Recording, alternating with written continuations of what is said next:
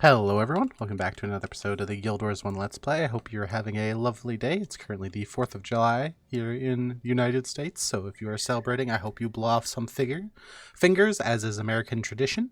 But we are here in the Dasha Vestibule, kind of tracking down some of the princes who are God knows where. One thing I always thought was interesting about this outpost is considering how hard it is for us to get in here, I kind of find it weird that there's actually like people in here. I kind of get like these people, the Zaishin Scout and the Zunlai Agent, they're kind of here for game purposes. They're not like actually here for lack of a better term, or maybe they are, but I always feel like they're here for, they're the video game part. And like maybe this merchant here I can kind of consider as well, but they could have easily just used a Jin's model and put them as the merchant. But there's like actually, there's a commoner, a miner, like a couple guards here. It's just weird, because you would figure this place is sealed and locked off. But anyway, the vestibule is the main entrance to the hidden city of Ahdashim and serves its role well. Soaring and opulently appointed only the Prince of Vashli usually gaze upon its splendor. Yeah, the Princes of Vabi, these three guards, that one commoner, and that one miner. Actually, I wonder if these guys have dialogue. That'd be kind of cool if they do. Let's double check real quick. Sunspear's running for life. That's gotta be a sign of the end of the world. No, nothing really about being in here. But yeah, let's have a look at this hidden city. This place is super cool. Probably one of my favorite areas in all of Factions. Excuse me, Nightfall. Factions. But yeah, super cool. And there's some really cool locales in here that I'm not sure we'll get to see through the missions. This is one of the more interesting missions, especially compared to... So this mission's like sister mission, for lack of a better term. The mission on the other side is a lot shorter and a lot less in-depth. This is a very like cool mission, unique mission, which is kind of weird because again I feel like they put more effort into the Margaret side of the story way back in Corna if you pick Margaret, because I think they figured most people would pick Margaret because, you know, it's going to save Cormir, who's your leader, and they kind of left the other side not as well. But anyway, I am the lock, only those deemed worthy may pass. We are ready. Alright, let's go on into the hidden city of Ahdashim. That's a really cool load screen. I love that load screen. Goran must survive. Complete trial. So basically there's a whole bunch of trials here. The princes are protected in the central chamber of the city. They are locked inside and I can't get to them. The sealing incantations of Ahdashim only allow those of royal blood to enter freely. All others must face the sacred trials. Luckily you brought someone along with the necessary knowledge, skill, and valor to gain entry, namely me. Intruders, Ahdashim will be your crypt. The Volt's guardian spirits don't look happy to see us. This won't be easy.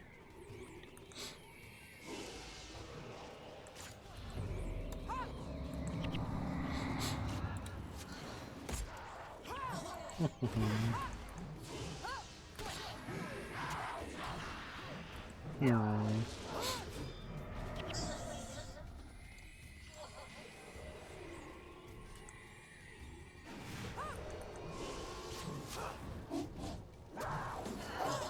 But this place also gets more ornate as you go in.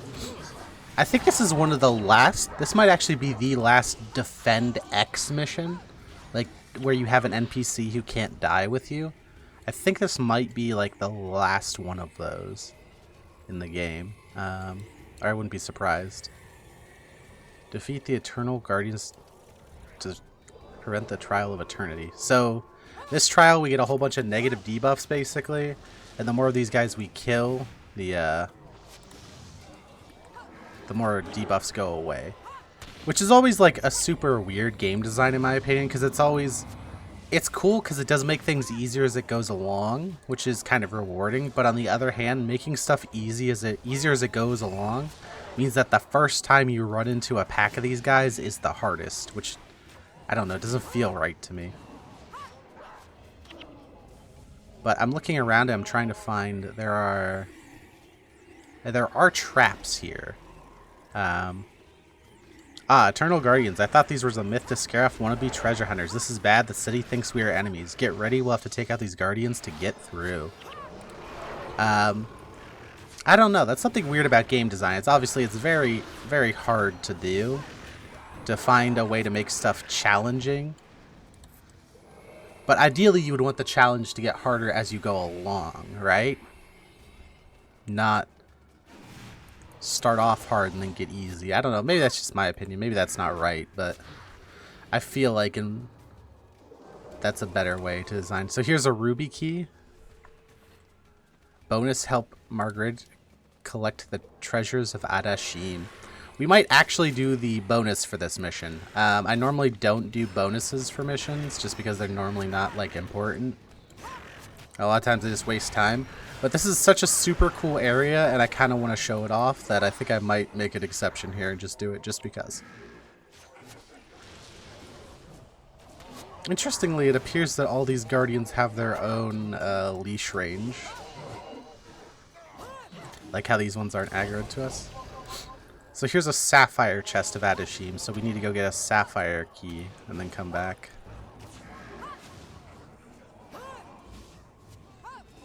I'm not exactly sure where the sapphire key is.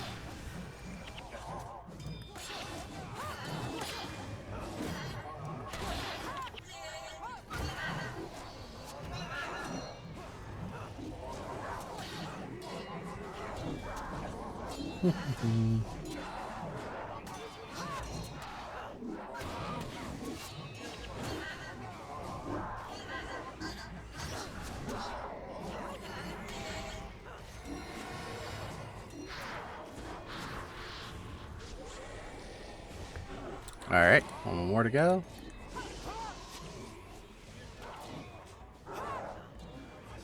Alright, let's see here. Let's keep on going for now.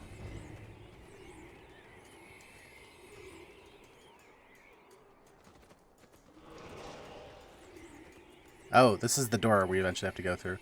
Now that we finish off those pushovers, there's only 2 more trials to face before the door to the central chamber opens. Just Margaret.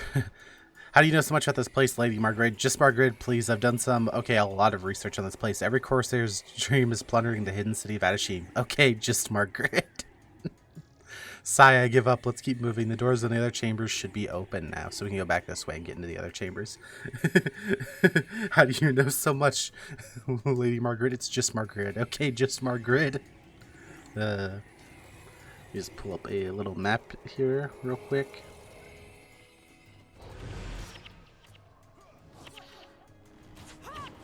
Okay. I actually don't think we get to see the really cool... this is what I was talking about. You see this fire trap here? You want to be very careful with Goran, because he can actually die to these. I say that as I pick up stuff and probably get him hit by something. But you want to be very, very careful, because he can die very quick. Answer the riddles posed by the Divine Jinn to the Trial of Divinity. Here's like a little garden area with some cool stuff going on. Thankfully the bonus on this mission isn't actually bad at all. It's barely going past, but sadly I don't think we will be seeing the really cool part of this mission, and I'm not sure if we'll be... Actually, we should be coming back here because I'll be doing Goran's thing, and I think we'll be able to see the cool thing I want to show you guys in here in his mission, or his side quest, but if not, I'll cut it into one of the later videos. There's a very cool location inside this city here, but I don't think it's in the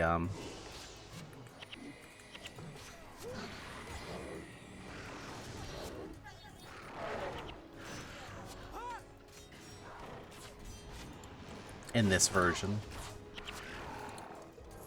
In the mission, sorry. So there's some divine gardens. Here's a diamond of Ahdashim. Here's another one of those gems with keys.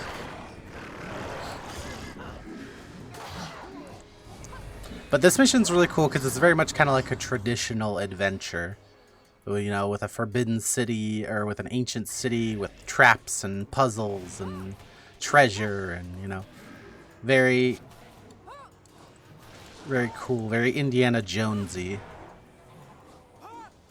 Let's grab the diamond key from this thing. Do these things have unique models? Kind of. Alright. Now, this is a trivia section, basically, about the different gods. So, let's talk to these divine guardians. My blade swings true and deals damage to the enemy. The steadfast and strong call upon me. Who am I? That'd be Balthazar. Correct, your knowledge pleases the gods. Endless brilliant of all, Doric came to me and cried for my healing. Who am I? That's Duena. Correct, your knowledge pleases all. My grip is frozen. Demisha followed me at first. All follow me eventually. Who am I? That's Grenth, the underworld. Correct. I am coin, two sides, but a single being. In reality and fantasy are my tools. Who am I? That is Lissa, my favorite god. I am the wilderness. I am the beasts of the land. You walk upon my domain. Who am I? Melandru. That's actually, so that's a really interesting point. So the gods actually have different realms. Like the underworld for Grenth, the fissure of woe for Balthazar. And that little line of dialogue there seems to hint that Melandru's realm is actually like Tyria. Like the planet we're on right now is like Melandru's realm, which is pretty cool. An interesting idea. My eyes see all, my voice sounds in the depths. The Marganites serve me best. Who am I? That is Abaddon. Correct. Your knowledge pleases the gods. The hell is that?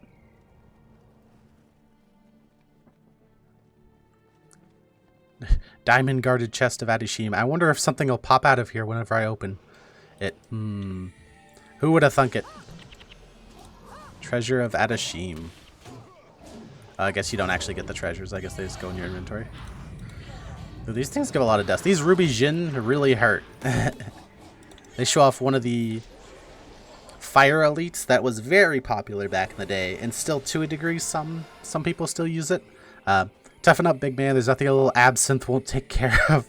On the last trial we go. Let's get this over with. Oh, no, that wasn't too bad, was it? My head hurts. And then Margaret says, let's get drunk.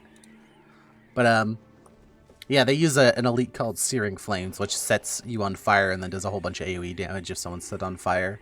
Very, very spammable. Very... I don't know whether anyone who has also played this game experienced it, but it was a very popular skill back in the day to have on Elementalist heroes, before, especially pre-Elementalist rework. It was very popular. Nowadays, I think a lot of people go for this Thunderclap stuff because they made air quite a bit better because of this cracked armor and weakness application, which is two of the best boons, two of the best negative effects in the game. Let's go through here and hopefully not get Gorin killed. It's pretty interesting that he's not level 20. That's a little... I find that a little weird. Like, you definitely would be level 20 by this time in the story, even if I hadn't taken my side trip to factions, which gave me quite a bit of XP. My entire party would definitely be level 20 by now. So, a little weird.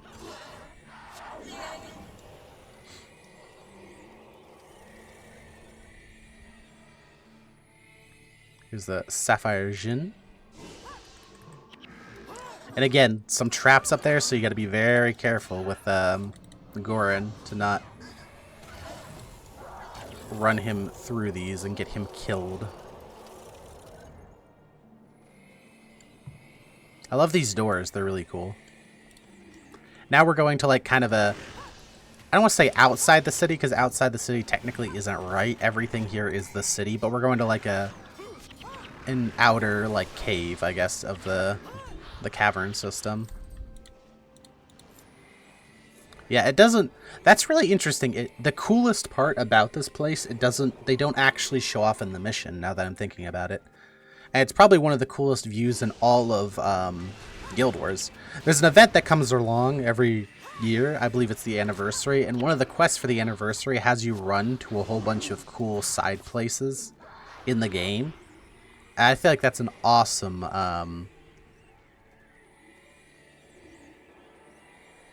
on the last trial, that's a really awesome thing that they do. On this trial, here we go. Let's get this over with.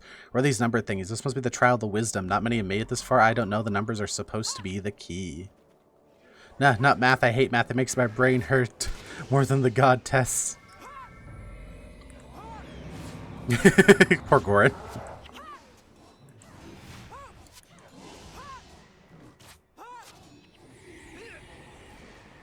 Interesting. It looks like those crystals will fit into the pedestals.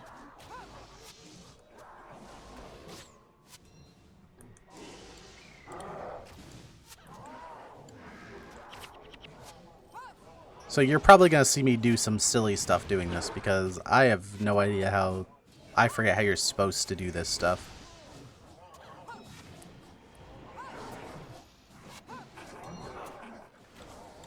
These things are tanky.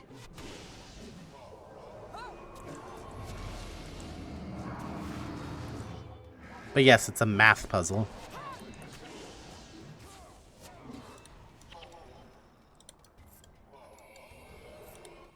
So I forget, do we interact with these pedestals or the other ones? I think it's these ones that we bring stuff to. Oh, there's the ruby guarded chest over there. At least I think it's these. Crystals fit into pedestals, so the crystals fit into pedestals, not obelisks. Okay. Give me just 1 second to try to mentally work this out. Actually, let's go open this up. So I think what you have to do is you have to find the things in the pattern that fit. I believe is how this works.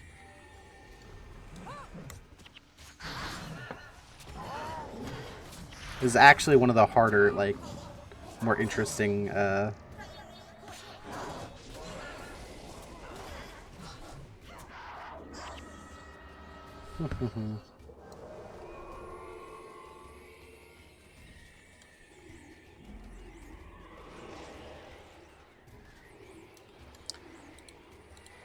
Okay, so what we have to do here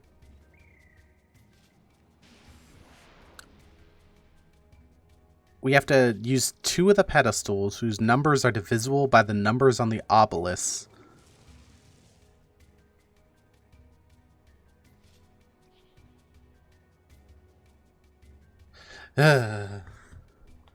So this actually isn't super well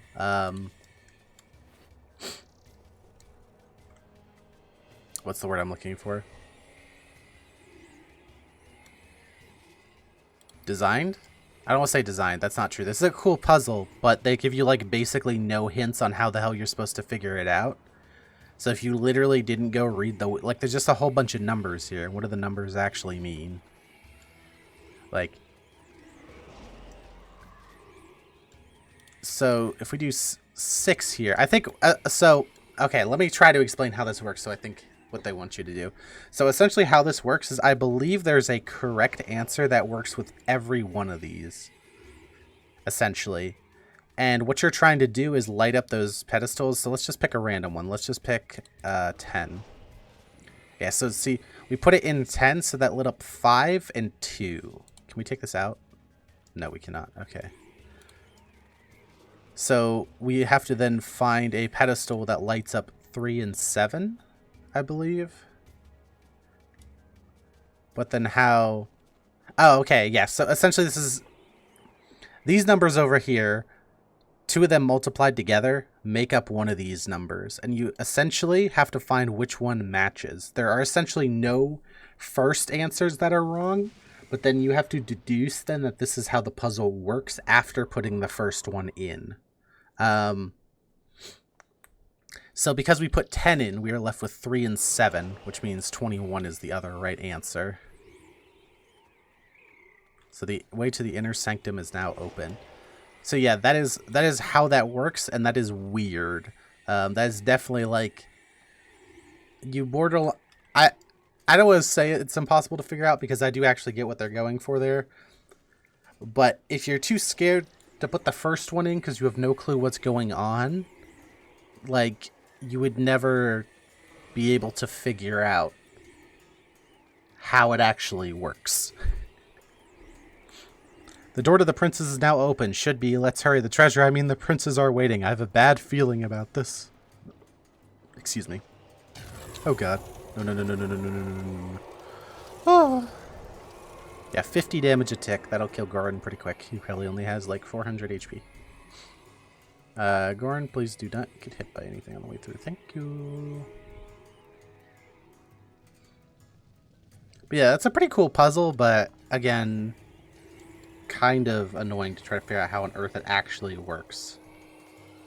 You essentially have to put the first one in, and then from there kind of deduce what it wants you to do after putting it in. So we should be able to open this chest with a sapphire key now.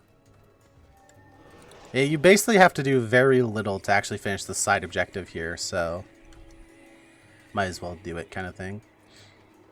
And behind this door is a really cool inner chamber. Not the coolest part of this, but a cool part. So here is Sojark Fire Spear. Let's pop the damage reduction for everybody. Make sure we got a lot of that good damage reduction going. Oh, look, it's a boss who's a fire mage. Let's kill this before he yeah, you see everybody's health go down there? That's what I'm talking about with those elementalist bosses in this game when they do double damage. Alright. Now the princes, I believe, are down here. Yep.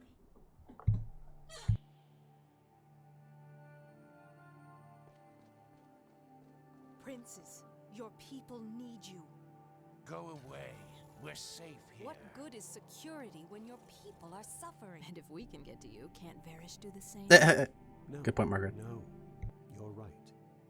We should use the djinn to protect our people, not ourselves. We have been terrible fools. Dun, dun, dun. Speak for yourself. Obviously, I must find a more secure location. Goran, fetch Wait, there's my two Gorans. chair. Fetch it yourself. I quit. Oh, shit. Quit? I am your ruler, your leader. A real leader earns the loyalty of his people. He doesn't bully them. You get him, Goran 1. Fine.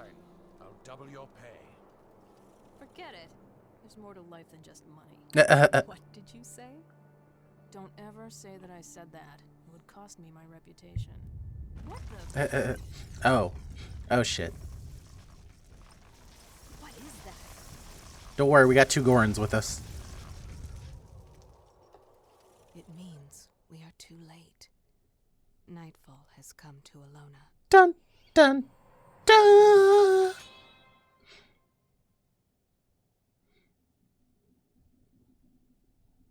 Oh boy. Stuff has hit the fan. But I want to thank you all for coming out. I hope you enjoyed that episode.